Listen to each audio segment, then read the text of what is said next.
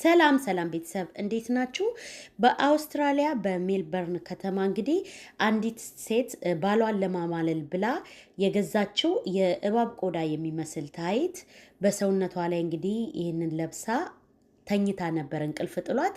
እሱ ደግሞ ከስራ ደክሞት ሲመጣ አልጋ ላይ እንግዲህ ሁለት እባቦች ተኝቶ ያገኘ መስሎት በቤዝቦል መምቻ አንስቶ እንግዲህ አንደኛውን እባብ አስቀድሜ መታው ብሎ አንድ እግሯን መቷት። ያው ስትጮህ ሁለተኛውን ሳይደግማት እግዚአብሔር እንግዲህ ጠብቋት ወደ ሆስፒታል ወስደዋት እንግዲህ በሕክምና ላይ ትገኛለች የሚል በዴሊ ሜል የወጣ መረጃ ዜና ነው። እንግዲህ ይሄ ነገር ደግሞ ለምን አመጣሹ ብላችሁ ካላችሁኝ ብዙዎቻችን ሳናውቀው በቦርሳ እንዲሁም ደግሞ በጫማ እንዲሁም ደግሞ በልብስ በቀበቶ በተለያየ መልኩ የእባብ ቆዳ የሚመስሉ ነገሮችን መግዛት የምንፈልግ የምናዘወትር ሰዎች አለን። ከዚህ ጋር እንግዲህ ተያይዞ ምን ለመናገር ነው የፈለኩት፣ ያው እባብ ሲጀመር የጨለማው ዓለም ነው። ሁለተኛ ነገር ደግሞ በጣም በተንኮለኝነቱ ይታወቃል። ብዙዎቻችን ሳናቀው ባዕድ የሆነ ስፕሪትን ወደ ሰውነታችን እንደ መጥራት ወደ ሰውነታችን እንደ ማስገባት ነው።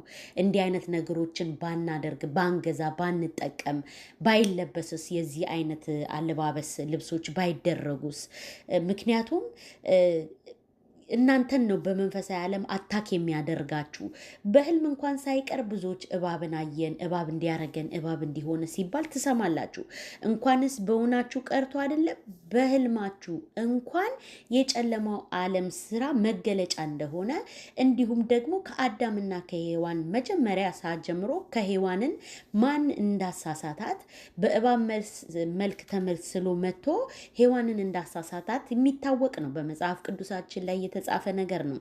ከዛ ባሻገር ደግሞ እባብ ሁል ጊዜ ከክፋቱ የተነሳ ከተንኮሉ የተነሳ በውስጡ መርዝ ነው። በቃ የእባብ መርዝ ደግሞ በዛ ላይ ከባድ እንደሆነ ታውቃላችሁ አይደለ?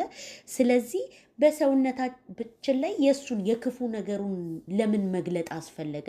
እነሱም ደግሞ ሆን ብሎ ነው ይህንን ልብስ እያመረቱ ብዙ ሰዎች እንዲጠቀሙት ቦርሳቸው በጫማ በምን የሚያስደርጉት። በዛ ላይ ደግሞ ብዙዎቻችን ተሳስተን ሳናውቅ፣ እርግጠኛ ነኝ ሳናውቅ ነው ይሄን ነገር የምታረጉት።